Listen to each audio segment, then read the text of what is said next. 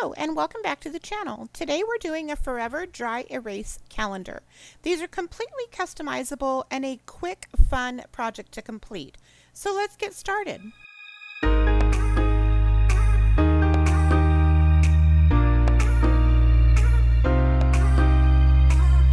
Started with this tutorial, we're going to want to create our design that we'll be cutting out. I am using Silhouette Studio Business Edition, and the first thing I want to do, just so that I can see things clearly, is I want to get rid of my grid mark here on my mat. So I'm going to simply click the page setup panel in the upper right, and I'm going to click the second one and uncheck show grid. I also want to change my mat size to whatever size of project you are working on. So for me, this frame is a 12 by 16. My media size I need to put on custom. It will allow me to change it. There we go. So now what I'm going to do is I'm going to upload my SVG. So I'm going to go up to File, I'm going to click the word Merge, and I'm going to upload my calendar SVG. I will link this below. It is uploaded already to my Etsy shop. And here when it comes in, you're going to see it's rather large and there's lots of stuff here. So I've included many different options so that you can personalize this calendar to how you would like it to work for you or your customers. So I'm just going to start by moving all of this over and off of my working mat. I'm also going to grab these two that I didn't grab and plop them over there.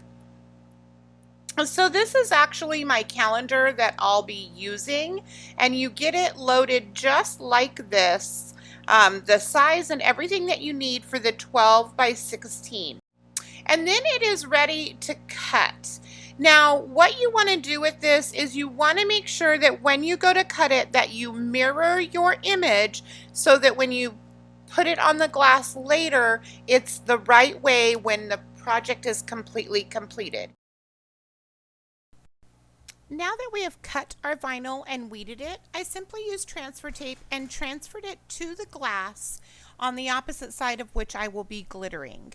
I will be using the epoxy method, so I'm mixing epoxy now to apply the glitter to this project. I chose the epoxy method just because I simply wanted more work time than other adhesives will allow. In the future, I'm also going to be trying with spray adhesive. Before you begin applying your epoxy, you want to make sure you turn your project over so that you're actually working on that back side, the side where we applied the vinyl in the first step. Now I've let my epoxy sit for about 10 or 15 minutes and I'm ready to start applying it.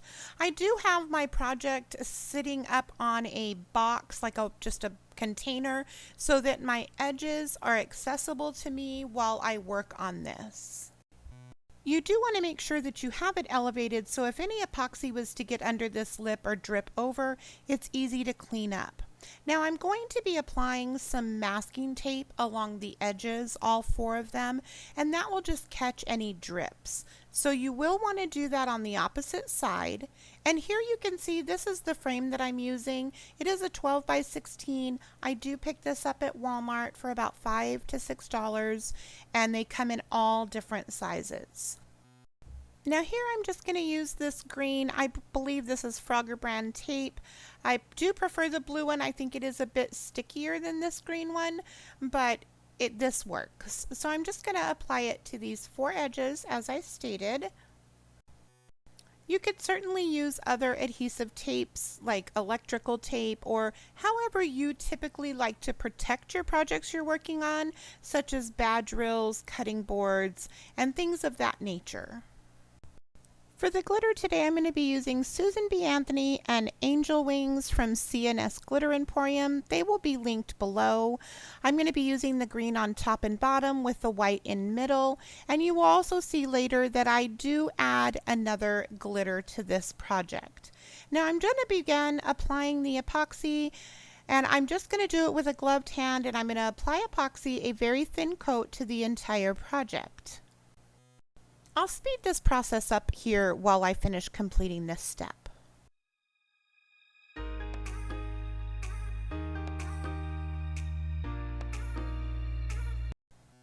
Once you're done applying your epoxy, quickly hit it with your heat torch and pop any residual bubbles that may be left behind.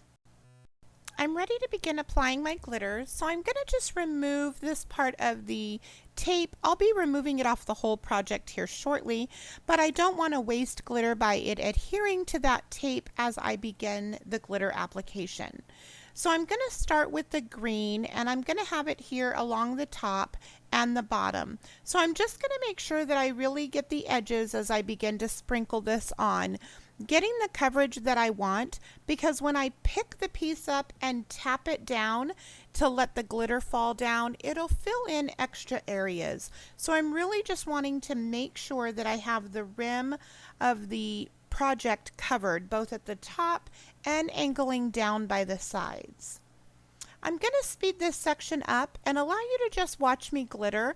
I'm glittering a flat surface, and once I get the glitter where I want it, I just pick it up and tap it off.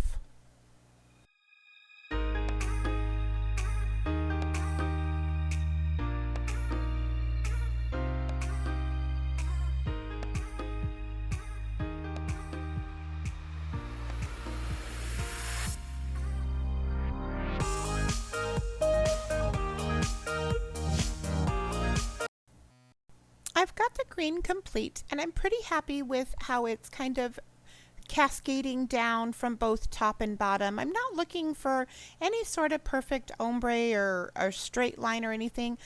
I just wanted it to kind of flow. So now I'm going to start with the white. I did decide to add in this Sugarland. It's a small chunky. It's also from CNS, as well as that Angel Wings. They're both an opal. One is just an ultra fine and one is a bigger cut. Again, I'm just going to be applying the glitter here, so I'll speed it up while I do this process.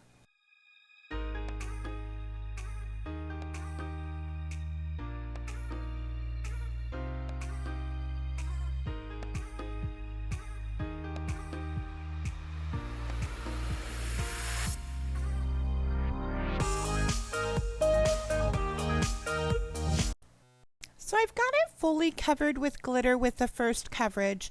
I may decide to go in up towards the top. I can see some sparse areas and add in a second coat, but I'll wait and let it do its thing and see how it looks afterwards. I do want to end by taking a popsicle stick or a wipe or something. As you can see, there's a tiny bit of residue on the edge of this glass, and I want to make sure that that's really clean when I go back in to put it into the frame. So as I scrape along, it's removing just a little bit of glitter that may be on the side, and I don't know if that glitter has touched epoxy, so I just go around all four edges to make sure I don't have to clean up on glass and risk breaking it once the project is complete. And now you're just going to want to allow this to dry according to your resin before we do a sealing process. What I'm going to do to seal that in is I'm going to use a quick coat from CCDIY. This is a urethane sealer, and I'm just going to be applying it with a gloved hand onto the glitter.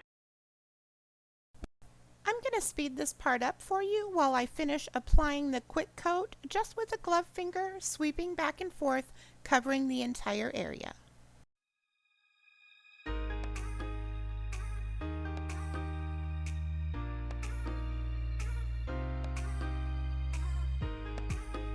Now that this is all sealed in, we'll let this dry for a good hour, maybe even more. It's a little thick in some areas, but I want it to give a good seal in, and then we will assemble this.